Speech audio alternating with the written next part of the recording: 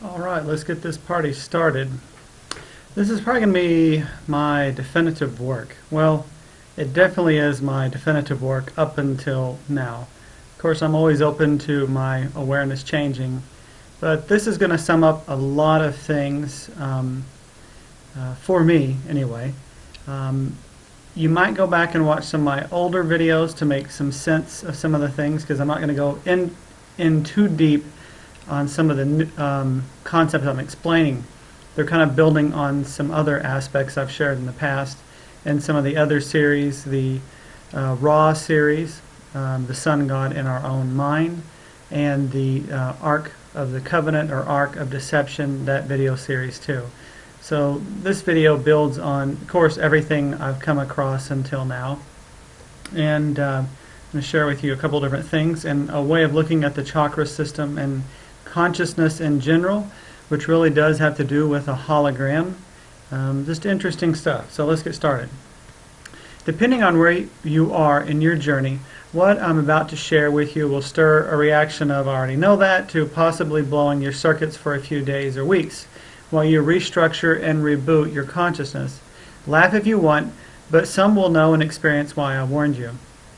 I have trampled, drowned, and burned myself many times to get what I'm sharing with you here and now. Sometimes people have issues with the way I write. I write multidimensionally or in a way that tries to express that. I know it can be a little confusing.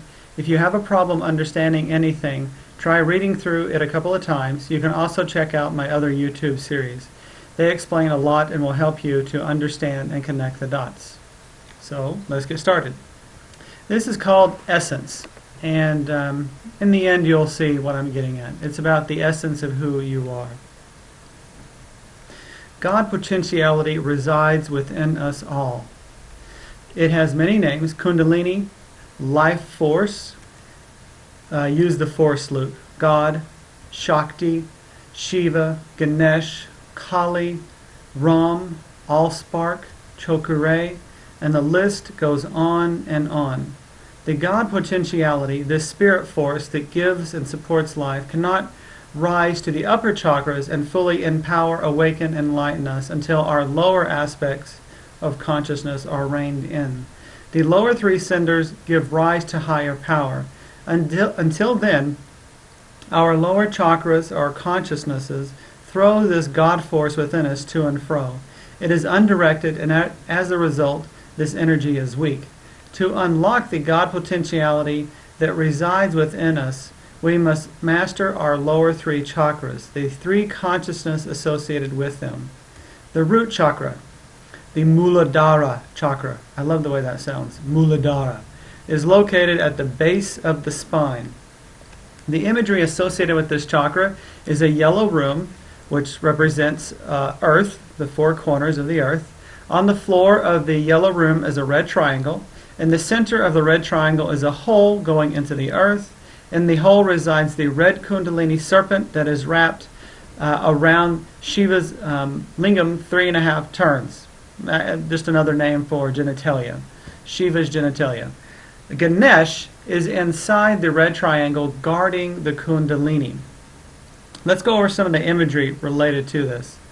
The red triangle is the sacrum. As you can see by the picture here before you, the sacrum is the sit bone, the tailbone, and it is a triangle. And it's pointing down. The sacrum is at the end of the spine, and here in this picture you can see the long spine and that triangle at the end. If you look at the spine and sacrum, it looks an awful lot like an arrow pointing down. If you color the spine and sacrum red, it looks like a devil's tail. And here we have a little bitty devil. It's got his little tail there. To me, it looks very much like the devil's tail here.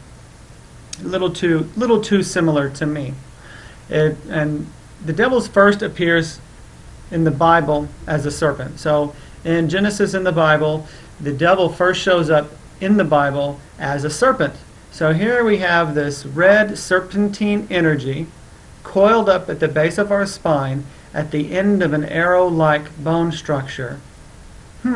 This red Shakti energy, which they call Kundalini, another name for that is Shakti, could it be Satan? Or could it be what was referred to as Satan, basically a raw energy power that if it goes unchecked can cause problems. So our goal is to gain control over this Shakti energy.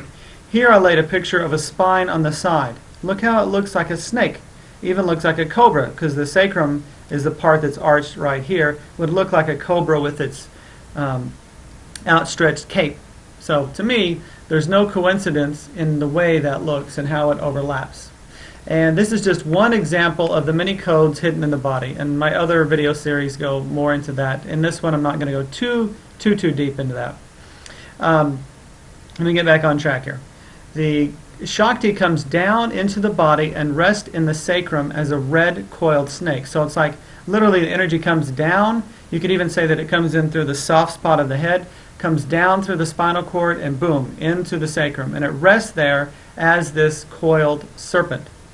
When the body dies, the energy makes like a butterfly. And here you can see the imagery here. If you take and pull in the pubic bones, the pelvis bones, you see the butterfly shape. And then what happens is when you pass away, that Kundalini energy that's been resting here in the sacrum goes up through the spine. And as it's flying out, it's what people refer to as the tunnel of light. And really what's happening is the energy is going down through the spine, and as it goes up through the spine, it's hitting electrical circuits that are giving flashbacks of past experiences. An interesting thing here, look at this red on the right side here. These are segments of the spinal cord that have been cut. Cervical, thoracic, lumbar, sacral, and coccyx. Those are basically the 5 sections of the cervical vertebrae. And you can see in this picture right here, upper right, you can see that these little cross sections are basically the center of that spinal cord. Look how this looks like wings. This literally is the hierarchy of the angels. The 7 cervical vertebrae, the upper 7 vertebrae, are the 7 archangels. Pretty interesting stuff. It's also what is referred to as Jacob's ladder, where he's dreaming and the messengers are going up and down the stairway.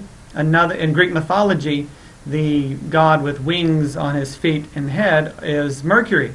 And Mercury governs the nervous system. So a lot of the mythology, well, I would say all the mythology, is actually relating to the functionality of the body. So here we have the Shakti energy that comes down into the body, and then when you pass away, it goes up through the spine, going through the spinal cord, having this tunnel of light experiences, having flashbacks of the past life experiences, and then poof, at the top of the head. In Chokure, the Chokure actually represents this Kundalini Shakti energy, another name for that, that is coiled at the base of the spine. So in Reiki, when you're using the Chokure symbol, you're really focusing on calling up and pulling up that Kundalini Shakti energy. And the Chokure, you have one shaft, and you can see how this looks like a snake's head sticking out. Then you come up and you spiral around 3.5 times, just like the Kundalini energy is spiraled 3.5 times around Shiva's lingam. So there's no coincidence there either. Rising up from the Muladhara Chakra, you have 3 energy channels. And this is represented by the medical staff. Of course, we've lost touch with what all this represents over time. But basically, the medical staff represents the intertwining of these energy channels up the body. The central shaft, this very center one, is the Sushumna, and the channel originating on the left is feminine, spiraling up the side of the body, zigzagging back and forth, and this is Eve in the Bible. And on the right side you have the Pingala energy, which is Adam in the Bible, which is the masculine energy. Yin and Yang, that's all that means. Adam and Eve are a representation of Yin and Yang energy. And here you even see the picture of a tree with a snake on it. Well, that's very similar to the medical staff here. Basically, Genesis is a story of our energy, the evolution of our energy through the consciousness expansion. It's a whole cosmic trip story. So here we have Adam and Eve on the tree with the snake. So pretty cool. I like how everything just correlates. It's just, when I start looking at things more and more, it's just embedded information after embedded information. It literally has proven to me that we are in some kind of hologram, some kind of consciousness-generated reality, because everything is so embedded to the point that I just laugh now. I'm not even really surprised anymore. It's just kind of cool. I just kind of chuckle to myself when I find these new things. So the idea is to have our energy completely balanced, yin and yang, feminine and masculine. They refer to the angels as being androgynous, which means there is no sex to them. But my interpretation, my feeling of that is what that refers to are these higher beings that are completely balanced within their male and female energy. Even though you may be male, you still have feminine hormones within you. You still have feminine chakras. And even though you're feminine, you also have masculine hormones and masculine chakras. The idea is we're all an individual mix and makeup of that.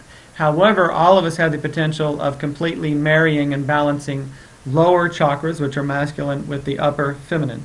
So we're like on this cosmic trip to awaken and expand ourselves. The earth element is related to structure in life, the physical aspects of the holographic construct that we find ourselves in. If you cannot take your life and body by the reins and take charge, hold it together, Ganesh will trample you. It is hard to keep one's energy and emotions high if you're stuck in survival mode. So in this first chakra, we have to master the earth element. And if we're stuck in trying to survive, how can you have these high emotions? You know, The Secret talks about law of attraction. You got to have the same vibration. So if you want to have high experiences in life, have positive experiences, you've got to have positive thoughts. But if you're stuck in poverty, there's no way you're going to be able to get yourself out of that unless some miraculous thing happens. And being impoverished doesn't make someone spiritual. Actually, it might mean the opposite. Politicians sold that agenda to us disguised in white collars and robes eons ago. So we've been sold all kinds of programs, what I call them, or ideas or concepts of what reality is about. But these limiting concepts keep us in check. They keep our power under control. Actually, when the masculine religion came along, it was all about giving up our lower chakras, our masculine aspect, and that's where a lot of our power comes from. If you don't have the ability to survive, you don't have your creative sexual energy flowing good, and you don't have your willpower, you're not going to make it very far in life. So we have to come back down as spiritual beings. Maybe you've been focusing on the upper chakras. You got to come down and master the lower ones, or you're not going to get very high spiritually. It's just the way it is. Ganesh will not let a weakling have real power. So you're trying to get Ganesh, and that's holding control of the earth element, to release your power to you. And no one in their right mind gives a child a gun. He will push you around, Ganesh will push you around and trample you to make you strong. Once you gain power, Ganesh bows to you and allows you to get on his back, which represents you riding the power instead of it running over you. It still takes effort, but at least you're on top of it. So even though you might have gained control over the earth element, you're going to still be working through it without your life.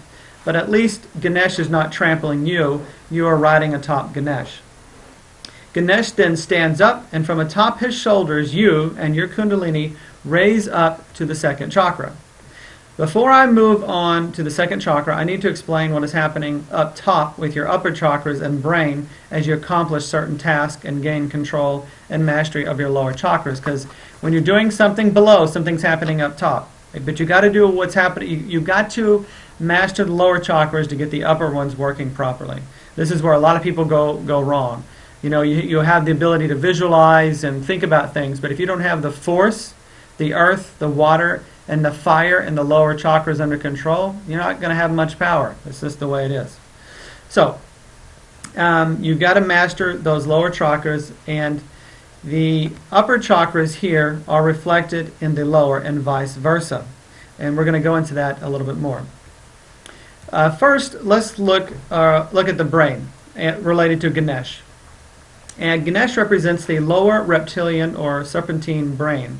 And you can see in this picture here, this upper left, you see a perfect representation. This is like you're looking up at the brain from the front. If you were standing a little bit below someone and they were looking up, and you would look straight up at their throat, kind of up through their mouth, you would see this view. And look how perfect it is. The pons, which is this part of the brainstem here, is Ganesh's face, or his head.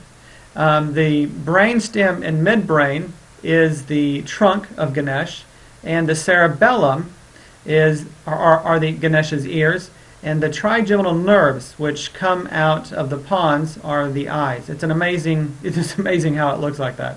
And over here on the right, you see this reptilian brain from the side. Even looks like a snake here holding an egg. And I go into that symbolism in another video. I'm not going to go over it right now. But long story short, is as you gain control of your earth chakra and Ganesh relinquishes the energy to you, he actually allows you to move up out of your reptilian brain and have access into your higher brain. They work together. You can't force your consciousness to open. You have to work through the earth element, the water element, and the fire element. And the reptilian part of the brain takes care of the autonomic nervous system. It's everything that happens automatic in the body. It's your heart rate, it's your survival instinct, it's how your digestion, it's every basic function in the body. But it's not higher functioning, because actually as you get into higher functioning parts of the brain, you can control things that seemingly aren't controllable from the reptilian brain. So I can see this little colored spot right to the center right. That's where the reptilian brain is. And if you have not mastered the earth element or Ganesh, you're not using more than 10% of your brain. If you're lucky, maybe 20%. But when you take charge of Ganesh, you are given more access to the limbic brain, which is the bird brain, the next level here that we're going to go into. But you have to master Ganesh first, or you cannot have access into there. Ganesh is known to block the way. The elephant is always put at the front of temples, and it represents blocking anything that's impure coming into the temple. And the bird brain, if you reach up and touch your temple right now, the temple's on either side of your head, your bird brain is right there. So basically, the temple, how you have access to God and your spiritual power, is right inside your head, inside your temple where you're touching. Pretty cool. So, let me get back on track here. This is the triune brain. The reptilian brain is the lower part, then we have the limbic, and then we have the cerebral cortex. And you can break this down into more levels, but these are some easy. This is an easy segmentation to talk about and break down, so we can explain things. Now the upper chakra. So once Ganesh released, you have control of Ganesh. You've gained control of your life. You're not letting it trample you. You've got control of your life. You're starting to take the elephant by the reins, if it were, and guide that energy within you towards creating what you want.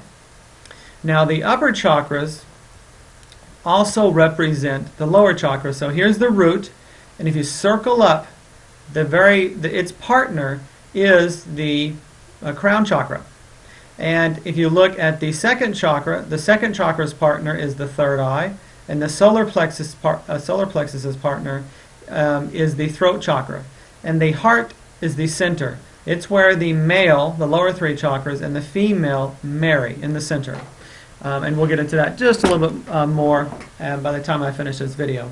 But this is that representation. As soon as you open and clear the lower chakra, the upper chakra opens. You can't focus on just the upper chakras and expect the lower to do what they need to, though. You have to master first the elements before you can then manipulate them. And we'll cover that in a second.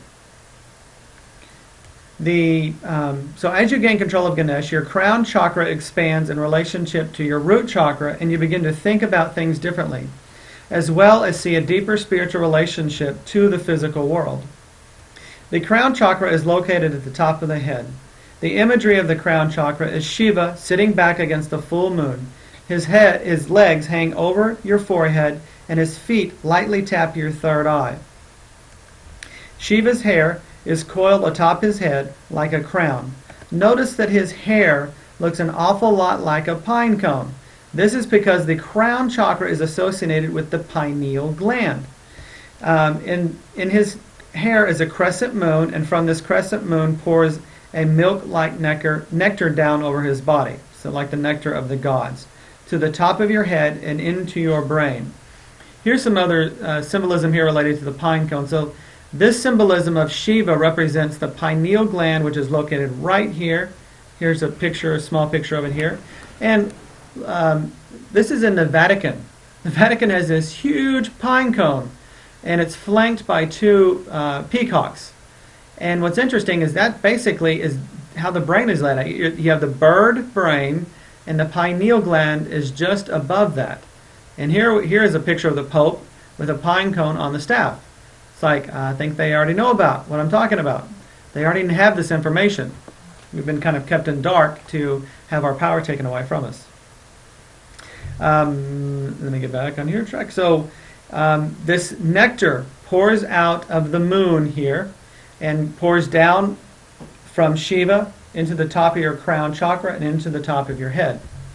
An interesting thing about the moon is that the moon in Vedic astrology relates to the hypothalamus, which is located just above the reptilian brain in the limbic brain.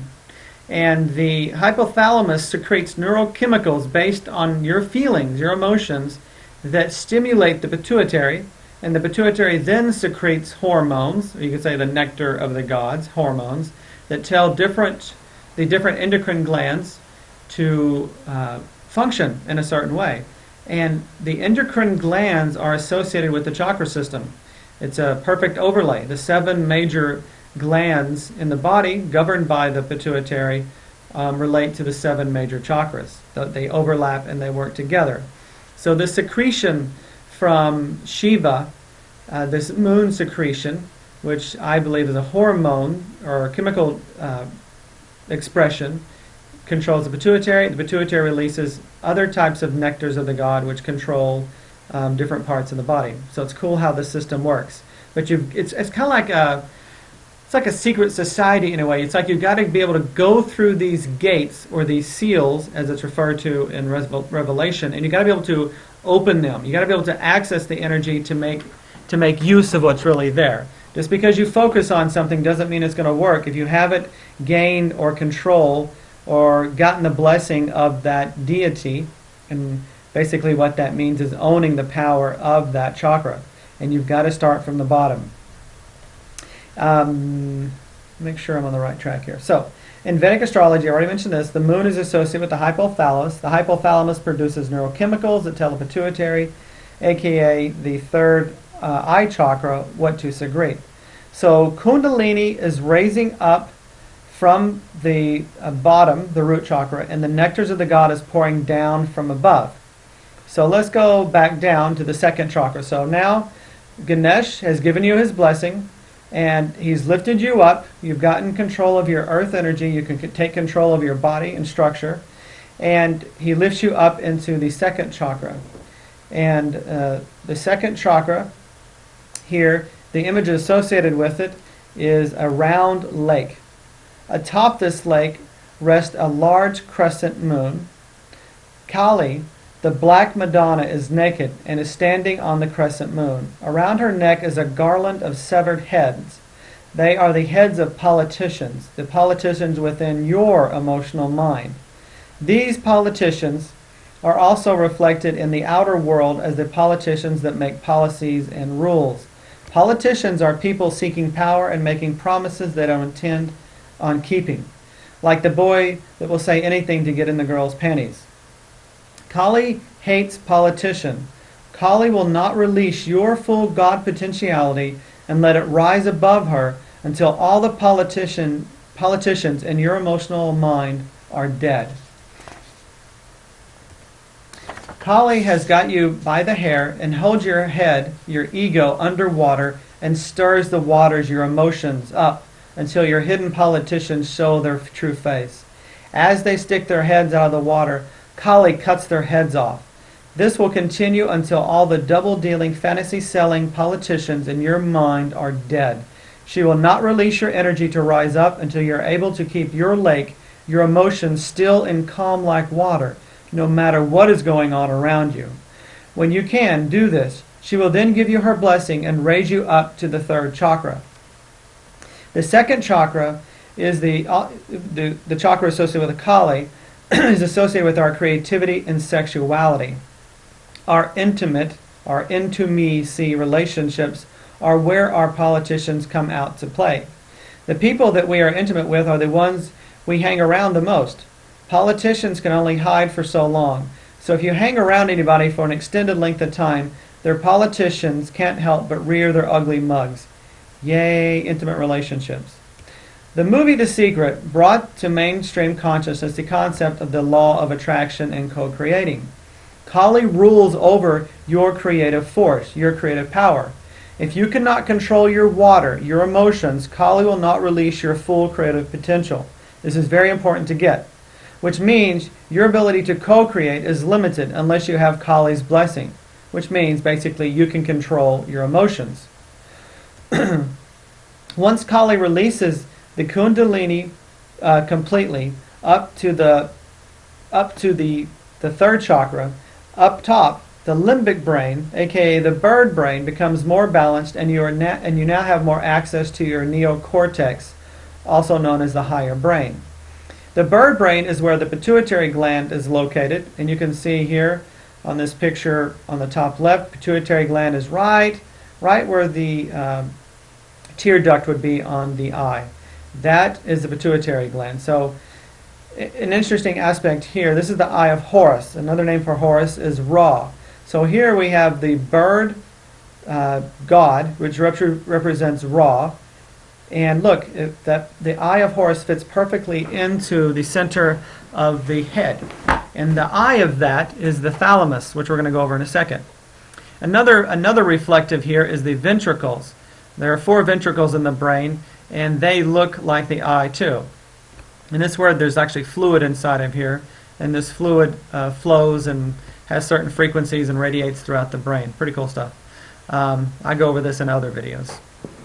So this pituitary, this third eye, is located here and is opposite the second chakra.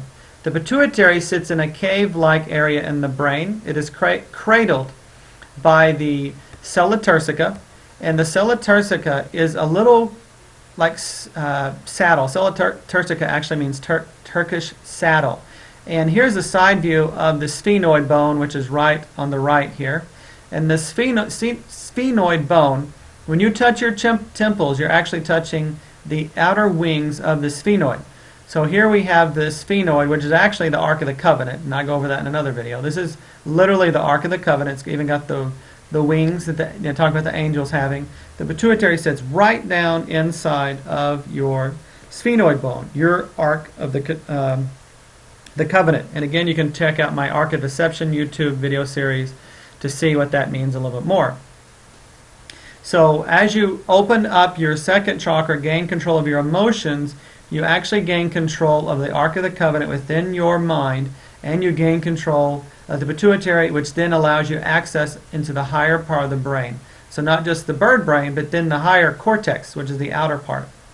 And as awareness expands into these areas of the mind, that's what's referred to as enlightenment. More light and awareness goes into the brain. But it lights up from the bottom to the top, not from the top down. So when one is not in control of the second chakra, and remember the third eye is a reflection of the second chakra, when one isn't in control of their emotions, they can get caught up in fantasy. And they view the world, and their view of the world is delusional, rooted in Maya. Maya is just another word for illusion. So getting caught up in fantasy actually takes us away from our power. It doesn't bring it to us. And whenever we're in illusion, we can't see the truth around us, and we can't see the truth of reality. Meditation really helps open this aspect up too. And meditation helps you rein in your emotions. The pituitary releases sex hormones that govern the second or sacral chakra, testes, and ovaries. So this is just another example of the overlay. So as you open up the second chakra with your emotions, you gain control of your emotions, you open up the third eye. And the third eye produces hormones for the second chakra. It's this inner-grained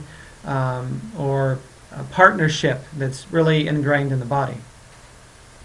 The imagery that's related to the third eye is a cave in the side of a mountain.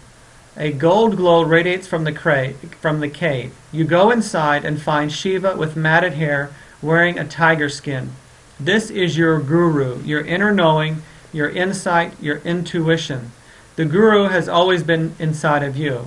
An external teacher or guru's purpose is strictly to help you awaken to your own internal guru. The milky God nectar that poured down into the crown now is filling in the brain and covering Shiva in the cave. It's covering what Shiva represents in this particular case, which is the pituitary. So again, it's like that milky hormonal cascade that goes down from the crown chakra into the second chakra, from pineal to pituitary. So that's what's happening up top. So down bottom, the second chakra, Kali, released energy up into the third chakra. So going back down to the third chakra, the Manipura chakra, the solar plexus is governed by Ram, by fire. The imagery associated with the solar plexus is the burning fields in India where dead bodies are burned, and the bright orange sun rising up from behind the temple. It is out with the old and worn out so we can be reborn to something new. Ram will not release your energy, your kundalini, and allow it to rise up unless you can use your will, your inner fire, properly to direct your energy in life. Until then, he burns you. Improperly use your will like a bully, or don't use it like a doormat, and Ram will burn you over and over and over. If you look back over your life, you can see the burning fields where different aspects of you were burned. Fire is a hard gate, a hard chakra or seal to pass. However, you can become friends with fire, just as you've already become friends with earth and water. Fire does usually cause more pain than the other elements, but in the center of fire, in the center of pain, immense power is found. Like the phoenix that rises from the ashes, you've got to burn. You've got to burn, baby, burn. You've got to make friends with fire, because it's not going to go away. One of the quickest ways to befriend fire is self-restraint. Self-restraint is like taking yourself to the gym in the morning, running, yoga, pranayama, qigong, etc., etc., etc. When you're doing these things, you feel the burn. And this burn is burning off energy. When you're doing these stretches and movements, you're clearing out meridians, you're opening up nadis and chakras. Physical exercise causes physical fire, but there is more than one type of fire. Just because you can lift a car or lick the back of your neck doesn't mean you have mastered fire. Mental fire we typically avoid like the plague. We will gladly run 5 miles to justify having the donut or cigarette, but you know deep down they own you. They own your power. Saying no to an addiction really gets the mental fire going. That struggle creates great friction inside of you. This is why fasting can be so powerful. Fasting stokes the fire and flushes your inner politicians to the surface. You've been good today. 1 cigarette won't hurt, one of the politicians says. Nowadays, there are many types of fast you can do. Try fasting from the internet, or better yet, your cell phone for the day. Always consult a professional before doing a fast. Jesus is just all right with me. Jesus is really badass. He's got some big balls. Now, if Jesus can walk up to somebody, to a crippled person, and just tell them to get up, that means he's got to have a lot of that solar fire that's built up within him. His solar power, his solar plexus has got to be really powerful and present, and his voice has got to be projecting that power. And that's why the solar plexus and the throat chakra relate to one another. So when Jesus built that energy within him, when he told somebody to stand up, they were able to do it, because he just had this immense amount of power that he could transfer in its solar plexus power. And if you want that kind of power, that solar plexus fire, you first have to build that power up inside of you by saying no. Saying no to yourself, no to others, no to the world, no to that addiction, no to that relationship or situation that is robbing you of your power. by saying no to those things within and the reflections you see in the world as people in situations that are distracting and owning your own power, you gain power. Remember when Jesus went into the desert and fasted for 40 days and nights, and the devil, his inner politicians, tempted him? He went into the desert, Jesus, and came out Christ. The map is already laid out for us. I'm not saying you should fast for 40 days, but you damn sure need to stoke your inner fire. We all have Christ or Buddha consciousness potentiality underneath the layers of crap we've accumulated. That crap has to be burned off. Once Ram sees that you have a handle on fire and you won't burn yourself or others, he blesses you and raises you into the heart. In the brain, the thalamus is represented by the sun in Vedic astrology. And you can see here, you got this astrology or the solar system, and the sun comes right down and it's pointing to the thalamus, which is the central area that all the other brain components, the other organs and aspects relate around, or actually are all around. So whenever you open up the second chakra completely, light floods into this area. And basically it's like the sun shining in the center of your head. And there's lots of different interesting correlations here. For one, the sun god Ra is depicted as having a bird head. I've already gone over that. That's a limbic brain. But above Horus's head, or Ra's head, is this like engorged snake, this big orangish orb. That orange orb is the thalamus. So here we have the limbic brain and then the thalamus on top of that. That's pretty cool. And here's a picture of the two thalamuses within the head. And it looks just like a beetle. And a beetle is a sacred, it's almost an object, but a sacred insect or being back in the Egyptian time. But look at the segmentation on the beetle. It's exactly the same on the thalamus. And then here on this little stone tablet, you see another orb above it. And the beetle is known as pushing the sun through the, or through our horizon. The sun, the beetle is supposed to be pushing that, like the dung beetle that rolls up the dung. The beetle is rolling the sun throughout the day, causing the time to pass. That thalamus is where, what lights up once we have full power flowing through our third chakra. So to me, it's no coincidence that Ra is a bird-headed god with this large orb on top of his head. It's referring to what's inside of us. That's not a coincidence. One more thing.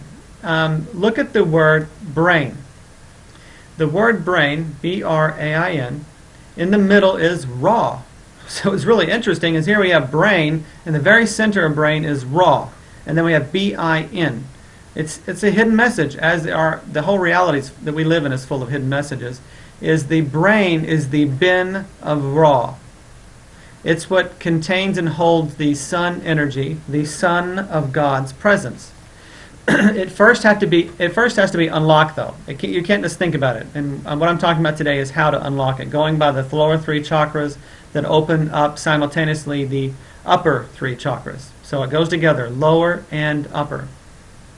One more side note, which should be obvious by now. All the different mythologies fit this same pattern, whether it be pagan, Greek, Christian, etc., etc., etc. Don't get too caught up in the names. Once you get what the names are all about, they aren't really important. At the end of this trip I'm taking you on, I'll show you why you shouldn't bother getting caught up in the deities. Okay, I lied. I have one more side note here for pagans out there. Another word for a chakra is a cauldron. When doing magic, so sometimes pagans will have like a cauldron that they're putting things in and putting spells and items in there to focus the energy. Well, if you focus on your heart chakra, which is the central cauldron, even though you may have an external cauldron there, you're actually focusing more on the true source of the energy.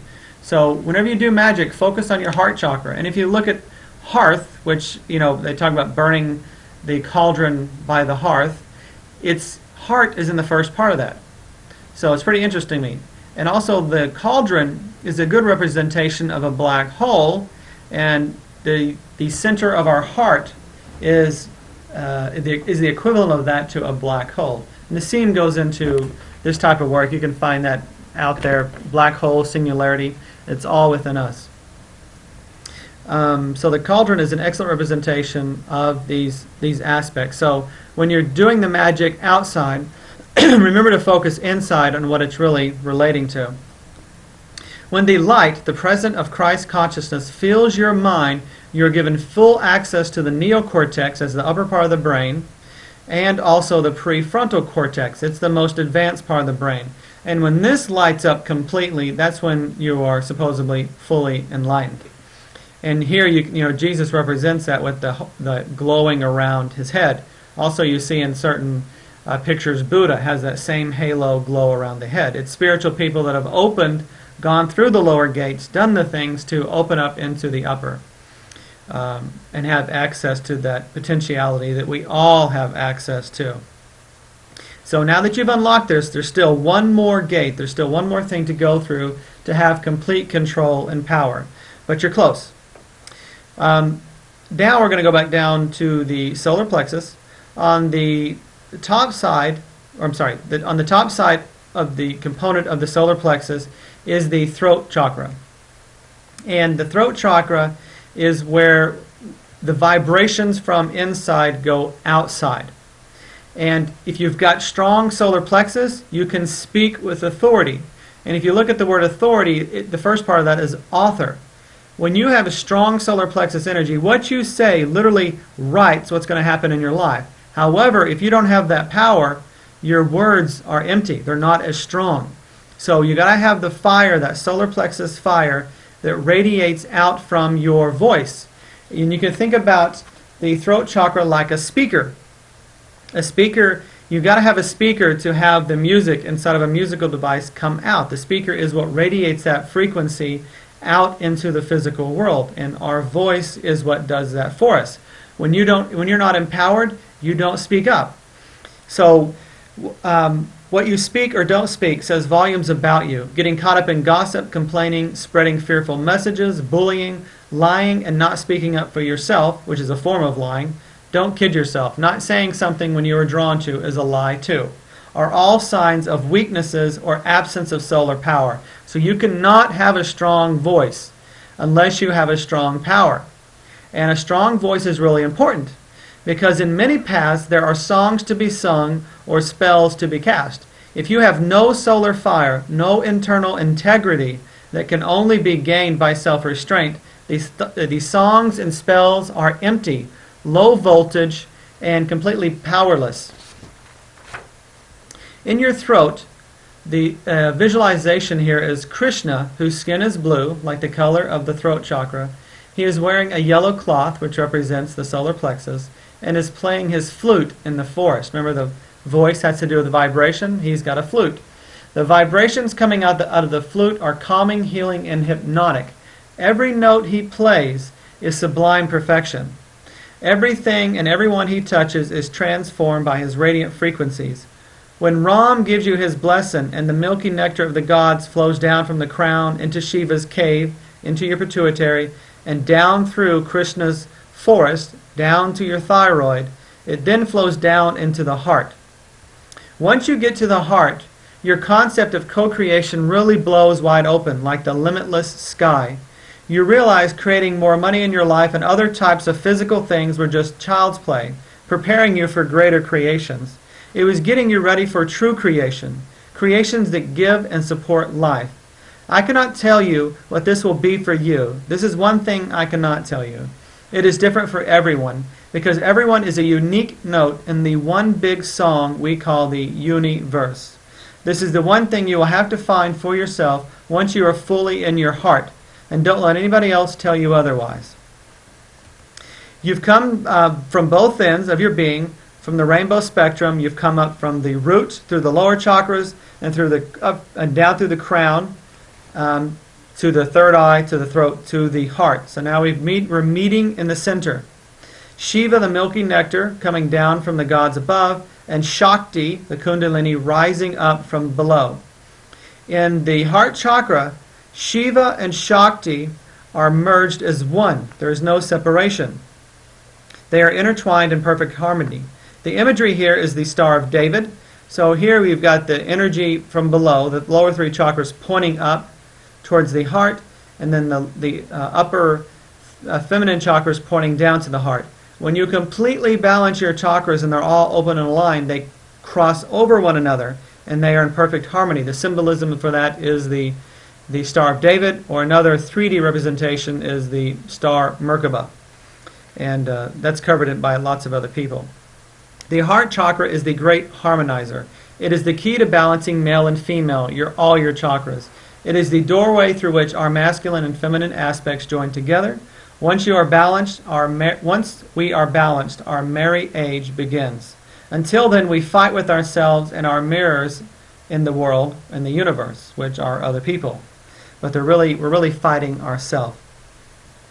So, now that those are merged, another representation of that merging is the yin and the yang symbol and the galaxy spiral. In the center of the galaxy, they've now found that there's a black hole. So a black hole is pulling energy in, just like the womb, that darkness. The womb equals home. You've got energy being pulled in, the yin side of yin and yang, and then the yang are the white light, the stars that are like radiating out from the center. So it's a dance, pulling in and pushing out, pulling in and pushing out, just like a heartbeat or breathing. This dance goes on for eternity, and it is what supports and gives life to everything. So the symbolism in the heart is the Star of David. The Shiva and Shakti are united as one. The yin and yang symbol and a black hole is another symbolized, or a symbol for the completely merged being unified. The sound that is coming from the heart space is Om and Ah. Om is feminine. Yin means inward pull. And Om, when you make the sound Om, the lips are closed and the sound resonates deeper within the body. And therefore it's feminine. Ah is masculine. It's done with the mouth open and the sound is projected outward, just like the stars are projected outward from the center of the galaxy. And the is the black hole pulling energy in. There's that dance, and Ah. All the deities represent an outward expression of the life force or God force. Almost all contain the sound Ah in them, like Ram, Kali, Krishna, Brahma, Yeshua, also Buddha, God. It's all a representation of the same energy. All these deities come back down to one single thing. Okay. You put those sounds together, the Om and the Ah, and you get Oma, or Ma. Or another way to look at that is Mama. So this when you get to your heart, the energy that you've accumulated and the awareness that happens with the heart is this awareness of Ma. It's like everything that you see in the universe, you realize is a part of one thing. It's all one thing. It's all merged in one in the heart. And everything you see, touch, is part of that. And it has an expanding experience, or can't help but expand what's going on in the heart area. Your heart just blows wide open. And when your heart blows wide open, there's this resonance that happens within you. Once you truly arrive in the heart, this sound, this Om and Ah, resonate with inside you and all around you. You see and feel the Divine Mother everywhere and in everything. You see and feel her in the milk you drink, the food you eat, the people you meet. Think about it. Without her and everything else you depend upon, you and everything else you depend upon in the world would cease to be. As a result of this deep understanding that the Divine Mother is everywhere and in everything, your natural state becomes gratitude. Once you fully get to this space, it's not a gratitude you fall in and out of. This tells you if you've made it or not, because once you've really made it to this space, gratitude is always there, no matter what is happening. So that tells you when you fall out of gratitude, you fall out of grace, and it also tells you that you've fallen out of your heart center. So once you really understand what's going on and you see that you're being supported every step of the way, all you do is feel gratitude, even for what looks to or what appears to be negative in your life. And on another aspect here, this gratitude fills your being. It becomes your natural state, and it radiates out from you, and it transforms you, but it also transforms all the people and the situations you interact with. It changes how you interact with everything. You not only see and feel the Divine Mother, the life force in everything, you are actually an embodiment of it and an extension of the Divine Mother. But only once you've gotten to the heart, because it's a state that you're in. It's not just something you can think and let that happen. It's a force you actually feel in your heart. It's a presence. The heart element is related to air. Heaven is in the heart chakra, not at the crown. We are not supposed to be moving up the body from the lower chakras to the crown. We're supposed to be moving from both ends to the center where the heart is, which was where we begin to radiate love.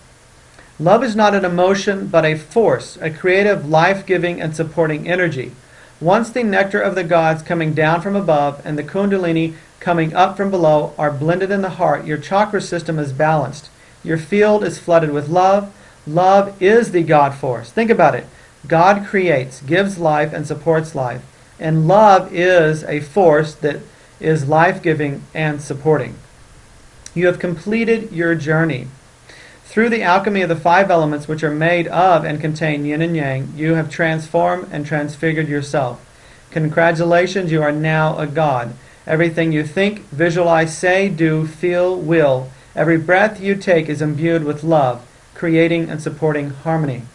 You are the face and the presence of peace. You are judgment and duality free. Your war, the concept of I am right or we are right, is over. The purpose and need for struggle and fighting in your life with your fellow brothers and sisters is gone from your being. I will now tell you one of the biggest secrets of all.